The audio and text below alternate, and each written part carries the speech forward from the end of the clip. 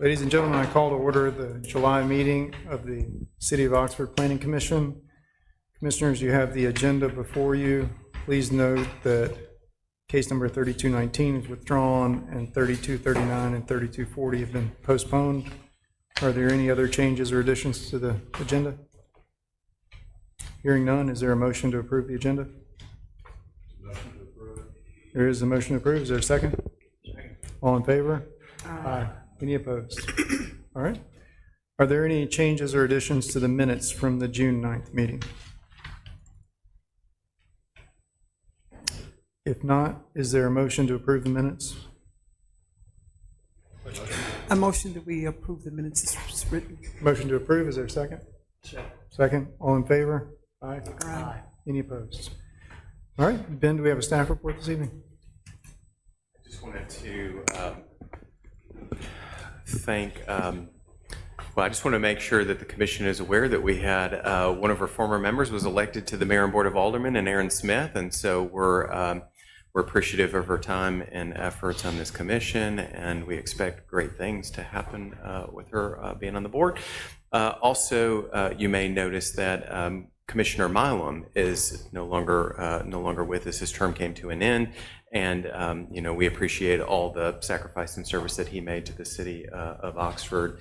And with that, I would like to welcome our two newest commissioners. We have Chris Latimer and Craig Brassfield, who have joined us. They both have extensive experience with planning and legal backgrounds, and so we're pleased to have them join the commission. And we too expect great things from y'all. So Happy to serve. So thank you very much. Anything else? That's it. All right. Thank you guys for being willing to serve. We look forward to having you on the commission. Thank you. All right. Please note that we did have one administratively approved case number 3236A. There are two cases on the consent agenda. Is there anyone on the commission that would like to comment on the consent agenda? Or from the audience?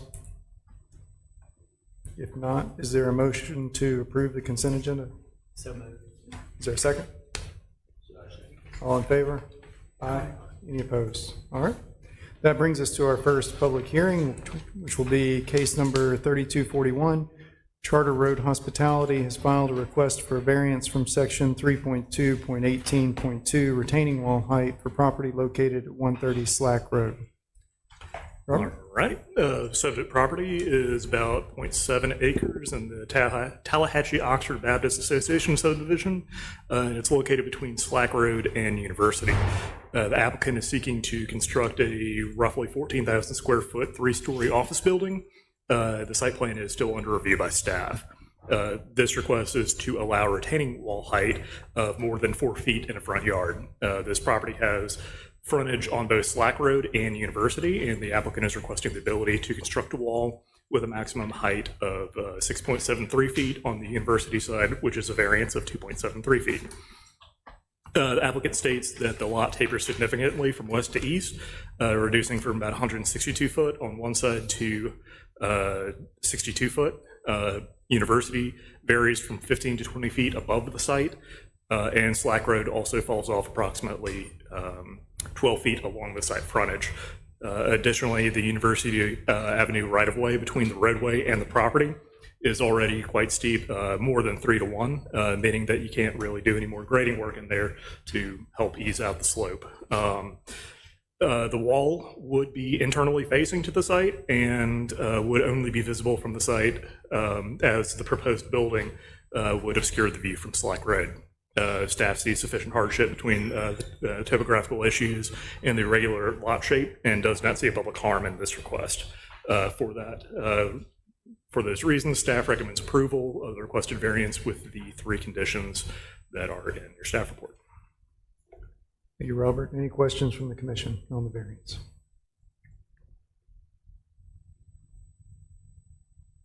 All right. Anyone in the audience who would like to speak on this case? If not, is there a motion on the variance? Motion to approve the variance with the 3 staff conditions. There's a motion to approve with the 3 staff conditions listed. Is there a second? Second. There's a second. All in favor? Aye. Aye. Any opposed? All right, variance is approved. That brings us to case number 3242. Joseph Eccles has filed a request for a variance from section 3.2.18 retaining wall height for property located at Hathorne Road. Same request, completely different situation. So subject property is about a 1.6 acre flag lot on Hathorne between the Campus Walk and the Gather developments. You wouldn't even know that it's there unless you're really, really looking for it. The applicant is proposing residential development, 16 units, 3 of which are detached and 13 attached. This request is a variance for the retaining wall height maximum of 4 feet in the front yard. The front in question is the western edge of the flag portion of the lot. So it's very internal, but technically front. This front is shared with the rear of the Gather apartments, where there's an existing 9-foot retaining wall. And the applicant is requesting the ability to have a retaining wall of 11.25 feet paralleling that existing wall, which would be a variance of 7.25. So you can kind of picture this. The Gather wall is kind of like this, goes up, they're requesting to come back down. So there will be kind of a berm in between the two walls. The applicant states for hardship that in addition to the property being a flag lot, the site is both higher and lower than the 2 adjacent sites, and significant cut and fill retaining walls are needed to make the site developable. Because of the internal location of the proposed retaining wall and the existing wall on the adjacent site, this wall would only be visible to residents of the proposed development and would additionally act as a screen between the 2 developments. Staff sees sufficient hardship between the topographical issues and the flag lot and does not see a public harm in this request. And again, for the above stated reasons, staff recommends approval of the requested variance with the condition that approval is for the plan as submitted. Thank you, Robert. Question, is the variance, this is just, so is it because of the yard that it's in? It's in the front Yes. yard in this case? It's in what we have to determine is the front yard of a flag lot. Yeah, and so in the side yard, I guess, on the north side, I'm just looking, I just noticed this retaining wall, 12-foot maximum. Is that the, I can't remember what the Yes. limit is. That's the middle, okay, thank you. Other questions? Tell me again, so we have a retaining wall? You have a 9 foot? retaining wall of 9 foot, then it kind of flattens, and then 11-foot retaining So the wall new down. development's So the gonna new development will be a little bit lower, yep. But at the same time, the entire new development is also sloping towards the back of the site. It's a mess of grades in there.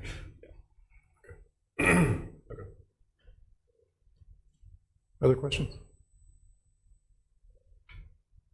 Anyone from the audience who would like to speak? If not, is there a motion on the request for variance at Hathorne Road?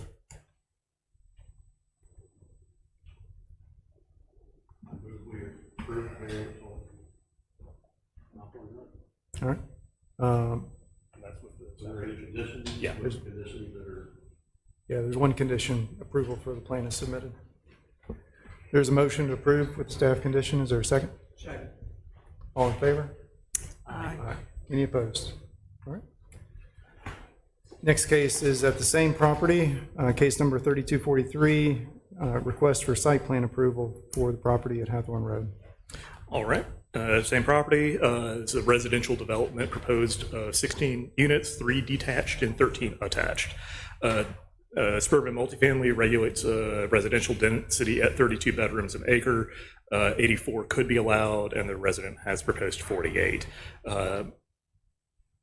Townhouses, 3 bedrooms are allowed by special use, which the applicant has applied for, and we got the parking calculations in here, and they've got 2-car garages with spaces behind that, so they've got more than enough.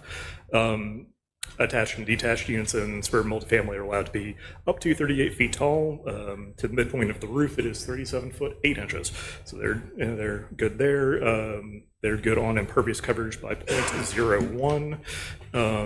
And they've got a good landscaping package that indicates the required screenings and foundation plantings. Tree mitigation has been, they've conducted the tree survey. They've got to mitigate 37 2-inch caliper trees, and they propose to plant all those back on site. And those are indicated on the landscape plan. building materials be primarily a brick facade with hardy board details and architectural shingled roof.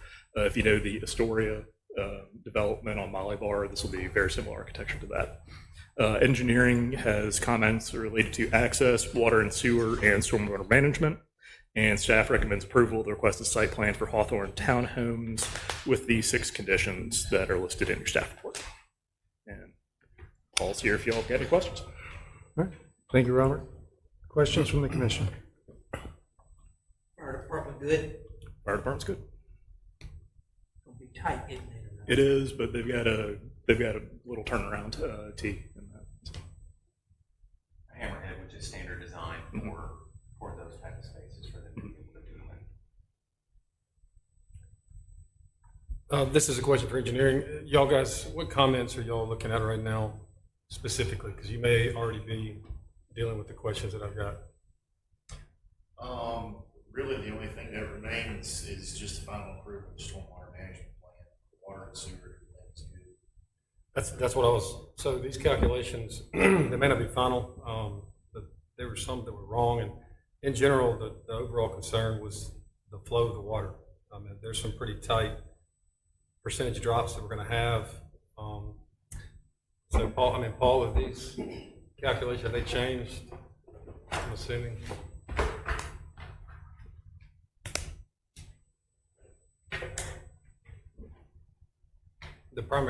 I guess my primary concern or question is that the flow into your cap, it looks like the inflow cap, and I'm looking at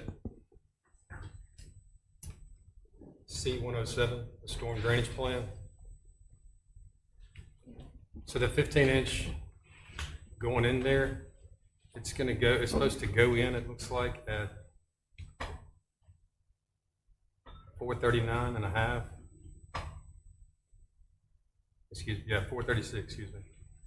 And so if the top of that is 440 of the basin and then the bottom is 434, I thought that on the storm tech it's supposed to be 12 inches below. And so if the top is 440, wouldn't that be 439? I just don't know how we're gonna get, is that right? I may not be following exactly where you are. So Not- with the I mean, water- there are minimum and maximum coverages on the storm tech system, which we're complying. Where the end cap is, Mhm. 12 inches below the top, so if the top is 440, 439 would be the top, but the drawings got the inflow coming in at 436, almost at the bottom. You see what I'm asking? Are you at the southern end? I'm looking at so in the middle of the page is subsurface detention system, storm tech, Mhm.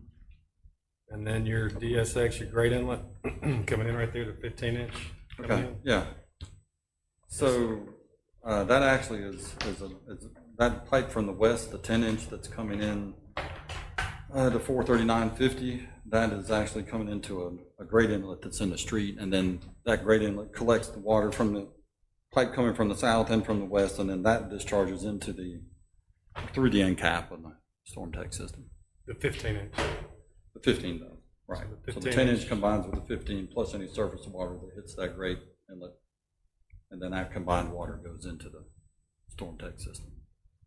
All right, and it goes 15-inch flowing out at 435.1. Right. So it's gonna hit that end cap at what, 435.1, right?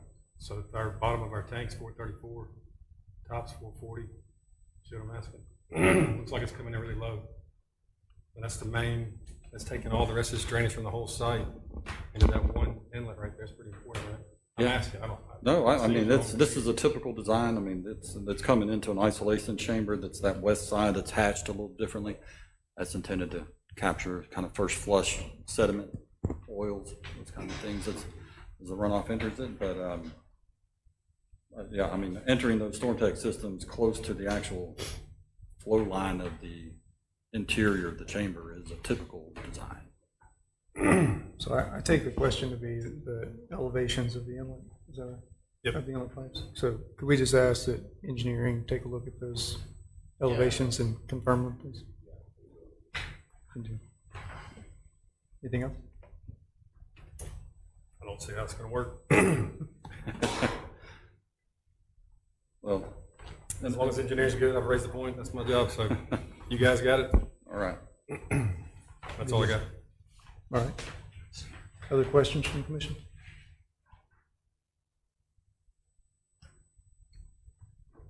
Anybody from the audience who would like to speak on the site plan? If not, is there a motion from the commission on the site plan for Hathorn Road? Motion to approve the site plan with the 6 staff conditions. Motion to approve with staff conditions. Is there a second? Second. There's a second. All in favor? Aye. Any opposed? All right. Thank you. Thanks, sir. Our next case is case number 3244. Snyder Development has filed a request for zoning map amendment to change the underlying zoning from SR Suburban Residential to NR Neighborhood Residential for property located at Chrisman Road and Northwoods Trail.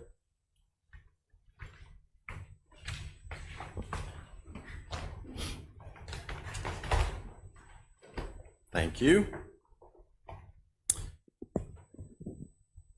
So this is a zoning map amendment to change the underlying zoning. That's what this request is. There is a subsequent request related to a zoning map amendment to remove all portions, some portions of property from the Blackberry Hills PUD. We're going to take these one by one, although which you probably have already read, many of the facts of change and need are the same as provided by the applicant.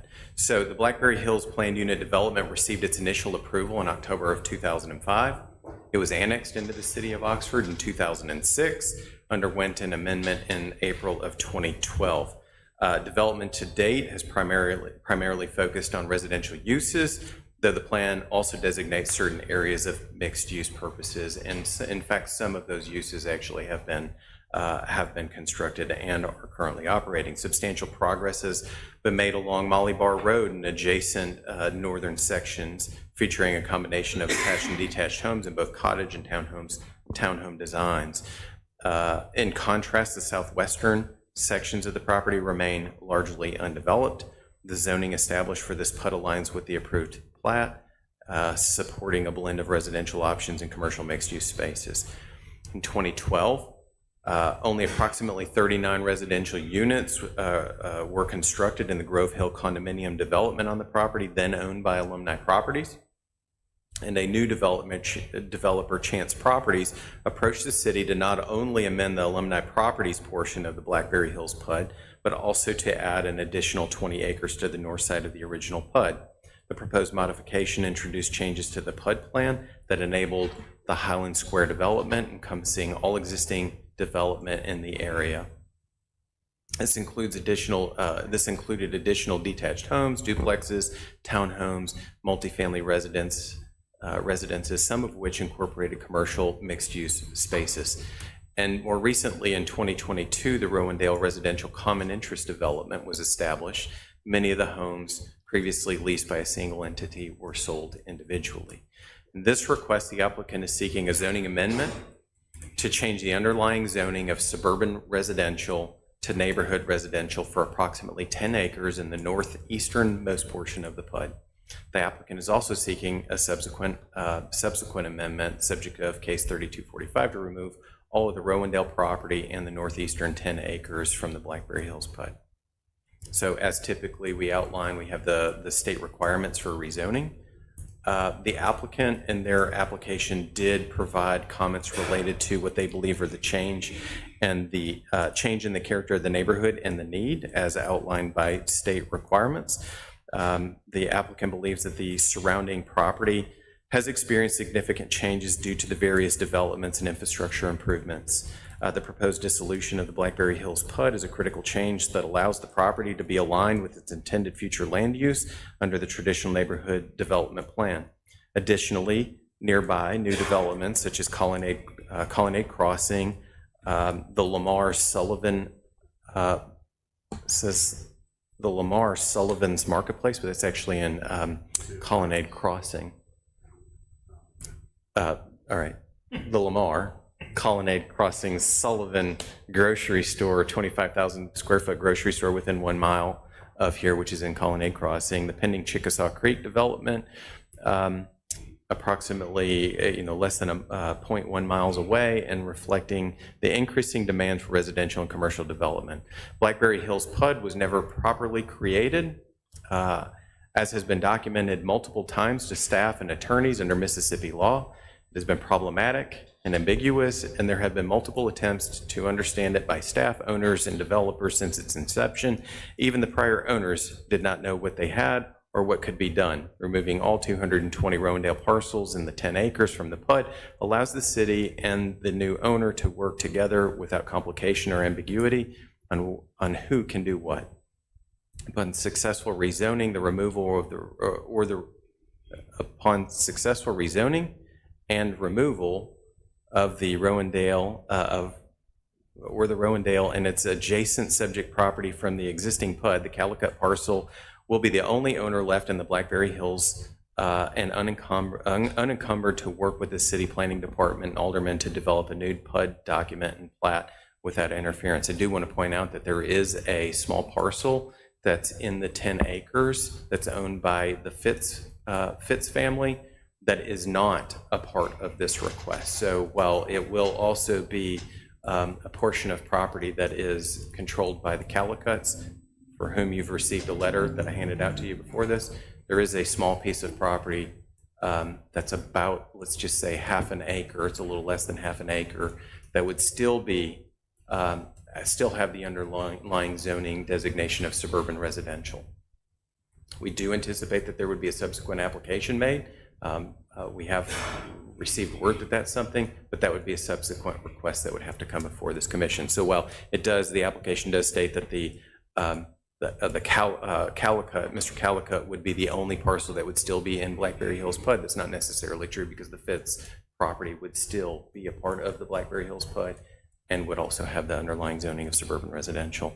The applicant believes that the changes justify the need to rezone the property to better align with the area's evolving character and growth in population, density, infill development, infrastructure improvements. In addition to the physical changes in the surrounding area, the proposed rezoning aligns with the traditional neighborhood development principles outlined in Oxford's Vision 2037 Comprehensive Plan.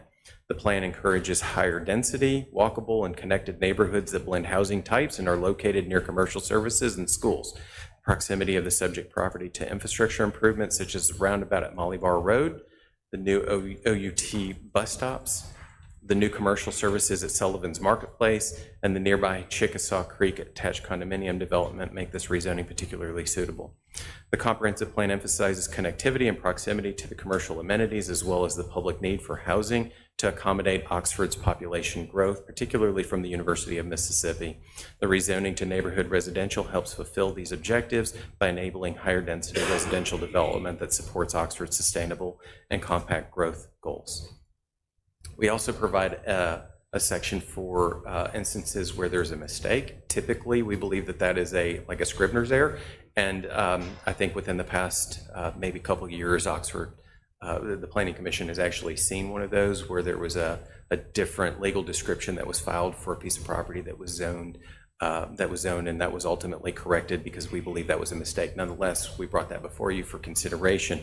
The applicant also did put in provisions in here where they believe that there is a mistake with this zoning, the underlying zoning, for the subject 10 acres. I won't belabor the points that are here, but they do believe that there's inconsistency with the surrounding zoning, that there was a misalignment with the T&D vision, and there's an underutilization of the potential for development at this particular site. Staff would like to point out that there have been changes in, the character of the neighborhood, partly attributed to the development nearby or in close proximity to the site, and with infrastructure changes, particularly to Molly Bar Road with the installation of a new roundabout at Chickasaw. In addition to the multiple roundabouts constructed on Highway 30 in front of Colonnade Crossing. It's also important to note that the City of Oxford plans to commence construction of a new roundabout, replacing the traffic signal at the intersection of Molly Bar Road and North Lamar. I believe that construction is set to begin later this fall. This area continues to develop with housing and a mixed-use commercial center that has been approved near this site. During the comprehensive rezoning in 2017, Staff did meet with one of the owners of the Blackberry Hills PUD with conversations discussing the removal of the PUD designation due to inactivity of the development and due to a lack of detailed information to facilitate the development of this PUD. And while the owner was receptive to the conversations, ultimately it was determined by the owners of the property to keep this PUD in place. Staff evaluated the proposed uses within the PUD plan and assigned land uses it felt most appropriate and consistent with the proposed land development code. Staff disagrees with the applicant's assessment that the SR designation was a mistake, particularly when the area was proposed to contain single-family detached houses and have minimal disturbance as indicated in the plan. Blackberry Hills is one of Oxford's earliest PUDs. Since the initial approval of this PUD in 2005, Oxford's land development code has certainly become more sophisticated, especially with respect to PUDs. Staff believes that the information provided with Blackberry Hills PUD as approved and amended, lacks critical information necessary for it to develop. Staff has met with developers interested in Blackberry Hills multiple times, and the lack of information has proven to be a continued barrier with the development. Ultimately, this is a primary reason that staff proposed removing it from the Blackberry Hills PUD to one of the owners in 2017.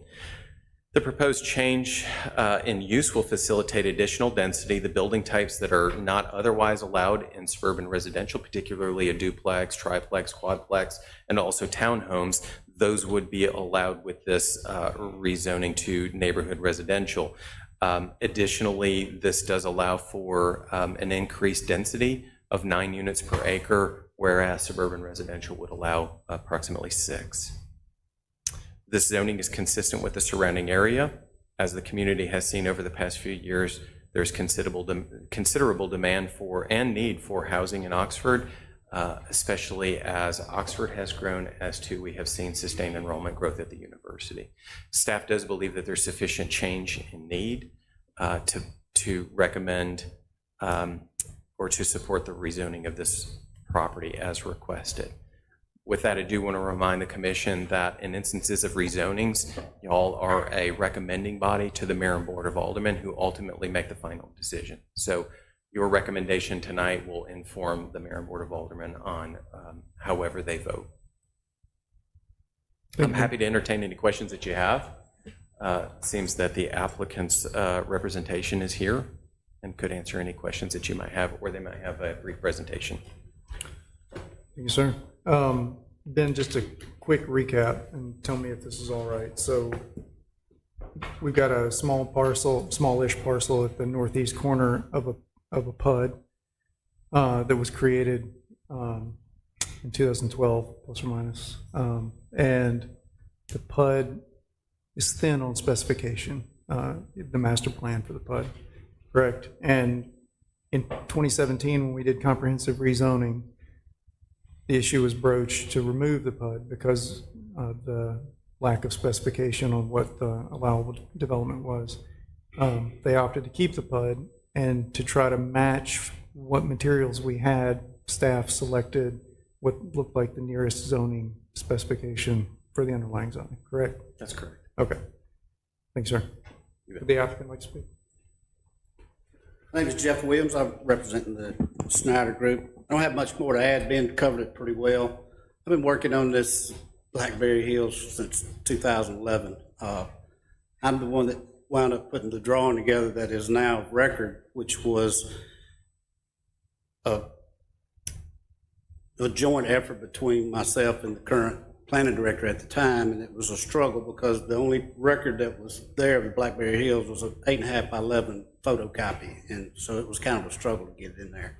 A couple of items. I think that if you look at the current zoning map, talking about the zoning itself, I don't think the Fitch property was originally a part of the PUD itself.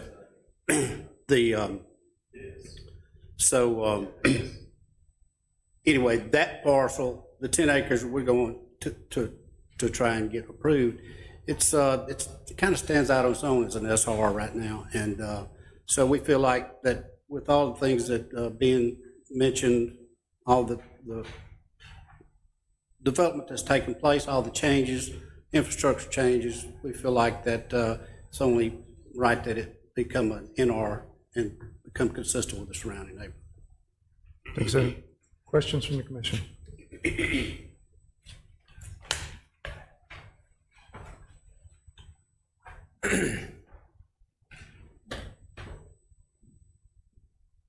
Chairman Rigby, I'm George Hamons. I'm a real estate attorney here in town. I wanted to take my real estate attorney hat off for a second and just tell you guys about the process.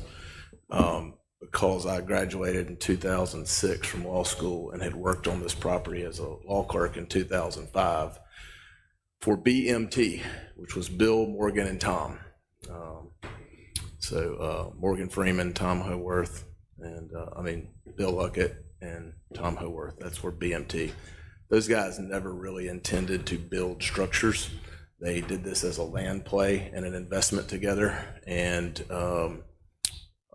were very proactive and progressive in their planning with Tom's help and Morgan's attorneys and everybody, and they had this great vision for Oxford that we bought into. Jeff was on that team 20 years ago with my law partners and I, and it just very slowly developed. Colbert Jones was in the county at that point. Part of the property was in the county, part of it was in the city.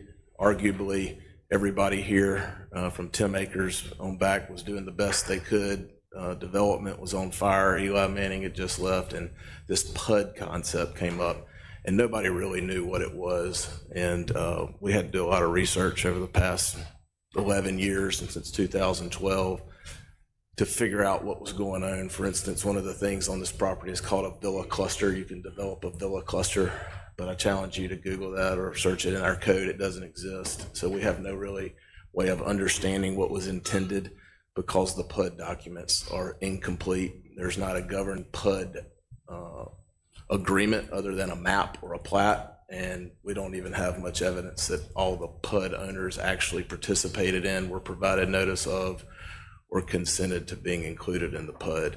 But as what happens, potential developers come in and make application when they don't necessarily even have the entitlement to do that. And so we're going to put all those legal arguments to the side. What I really wanted to come up here and tell you guys, which was really exciting for me as a local attorney to work on projects, some of which have been very controversial with historic planning. But this is one of the neatest projects I've ever been involved in, because we worked with Peyton Adams and Jeff and aldermen and prior aldermen that were in this district, and they came and had several neighborhood meetings, open door meetings, in which the neighbors got together in group text and invited each other to come meet with planning staff, with aldermen, with prior members of the Board of Supervisors that had history.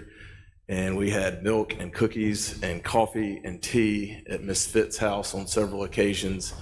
And a lot of the stakeholders came in. We had no real opposition, but throughout some of their requests, which are contained in Miss Fitt's letter, which I do want you to be aware of because I promised her we'd make sure you're aware of it, is that the plans for this project changed. It has a lot of support from the top down.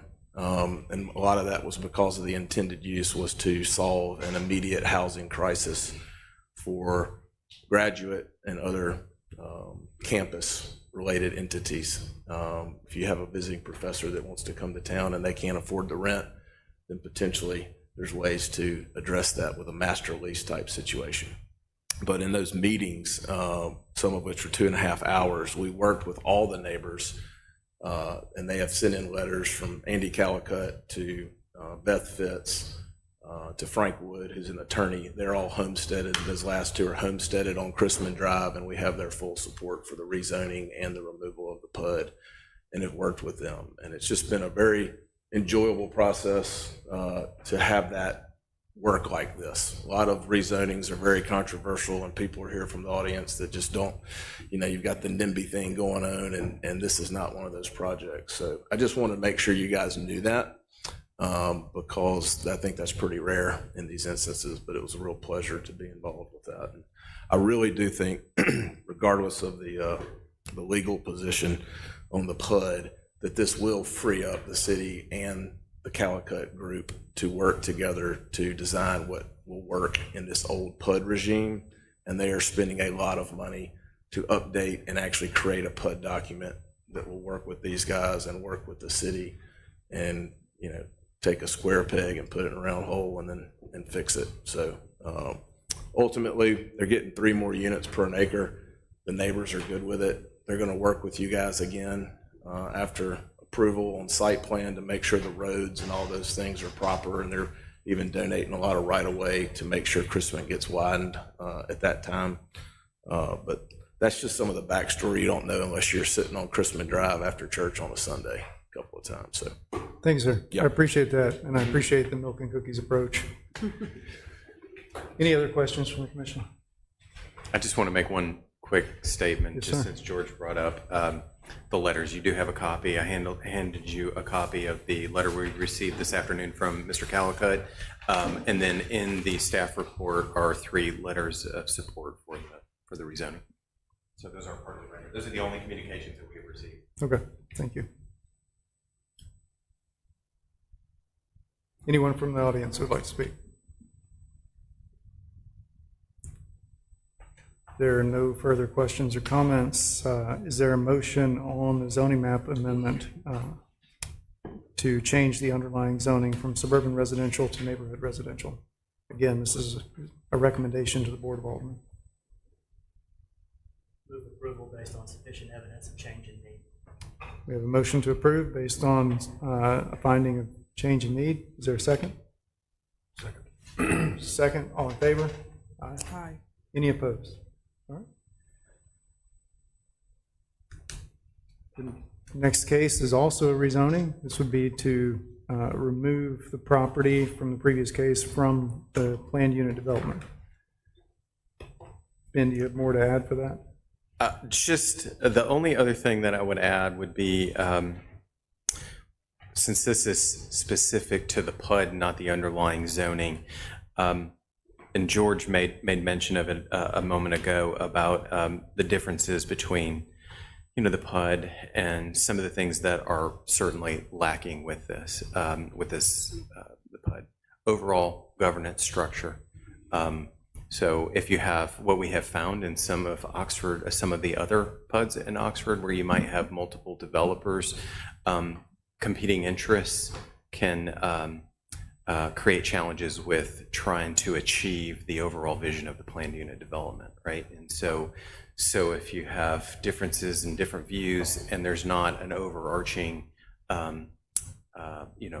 entity that approves that, and ensuring that the PUD is being developed in accordance with its inception and the way it's approved, then what do we really have? And so this certainly lacks that information.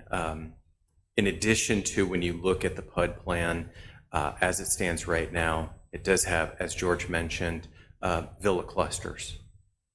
And so I can't tell you what a villa cluster is. I can tell you what I believe it might be, but that doesn't necessarily, that may not be consistent with the way it was originally intended and what the city believed that it was getting with this. So there's that.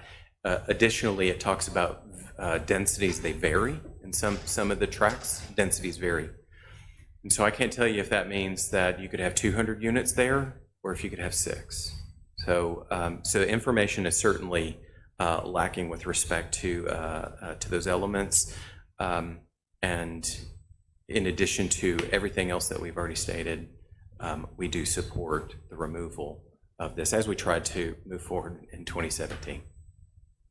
Thank you, Ben. Just as a comment, I guess one of the things that we've learned from PUDs is that we've seen repeatedly, I think, that when master plans are developed, they're usually developed by a single developer proposing a PUD, and they need to govern the city and the development of that PUD. But what we've seen in multiple cases is that it becomes three or more entity negotiation, where it's the city and one or more developers. And most of the time, the issue comes in trying to adjudicate all of those differences, not just the city's governance of the development, but between the developers, what they're allowed to do. True? I think so, and I also believe that the early concepts of a planned unit development, especially here in Oxford, a lot of times there were pretty pictures that told, tried to tell a story of what this is what it was going to look like. And, the details really matter. And so the way our current land development code, it looks at the specifics as those being very critical to the PUD plan. And we try to keep it consistent with the existing land development code, because often is the case when you're looking at a 100, 200 acre, 300 acre development, it's going to take time for that to occur. And what happens with time, priorities shift. And so if you keep it rooted in what's allowed within the land development code and the zoning districts within the land development code, then it's easier to achieve that consistency in that vision and also provide the flexibility of the uses and the uses. So, Okay.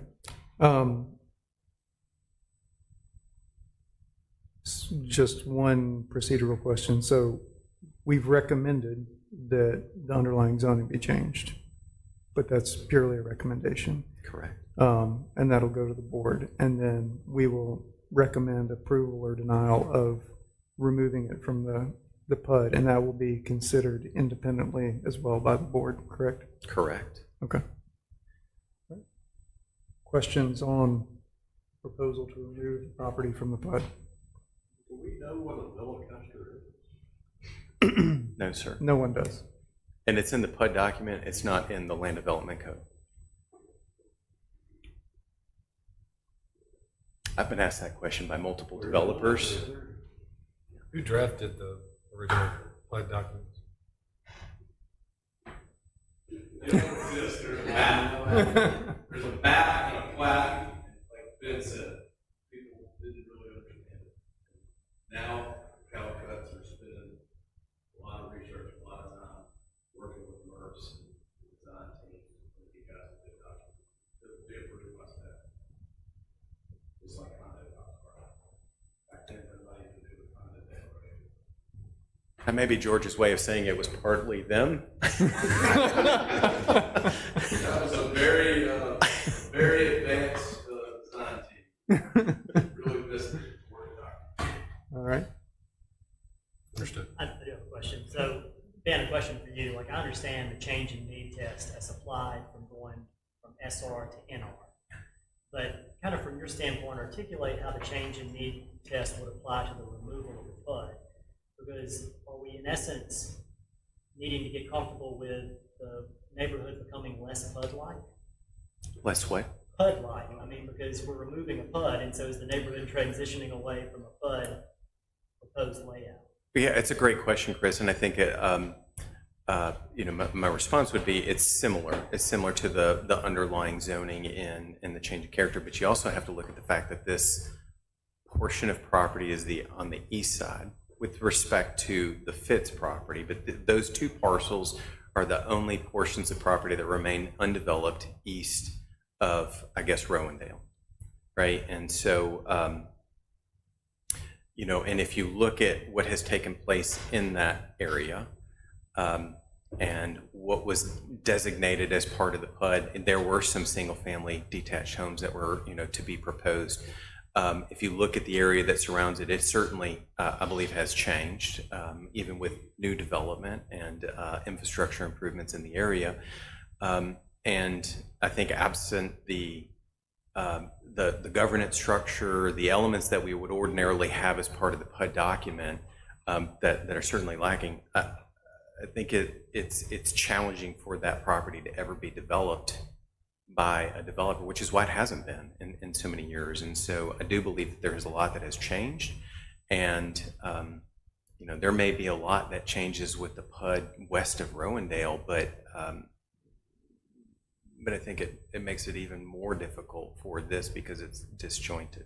You understand where I'm going with that? I mean, I think. And one follow-up, as I hear you guys, y'all are saying, or staff's position, that it's not a mistake because it's not a Scrivener's error.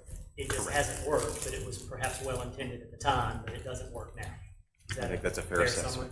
Hey, Chris, one of the things we talked about as well is if the PUD, the PUD is a zoning district. The courts have told us PUD is a zoning district.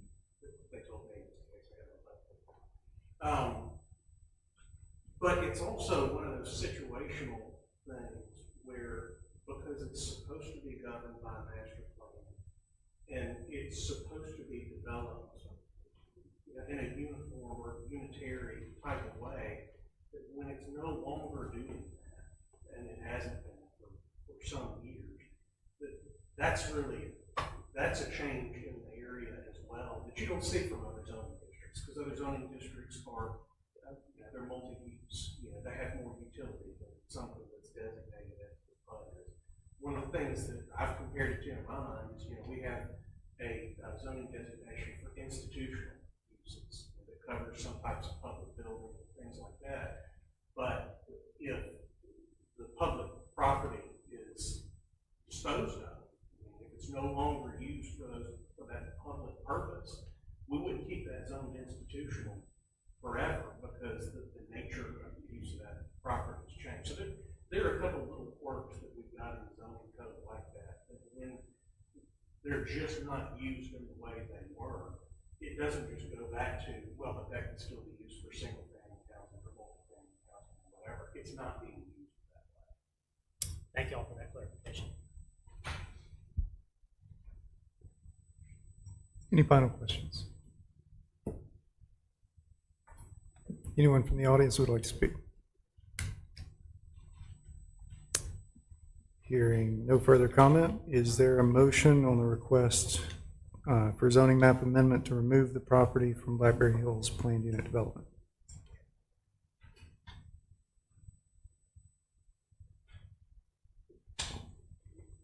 So moved. There is a motion to approve the zoning change. Is there a second? There's a second. All in favor? Aye. Any opposed? All right. It is recommended for approval to the mayor and board. If there's no other business to come before us, is there a motion to adjourn? So moved. Is there a second? Second. All in favor? Aye. Thank you.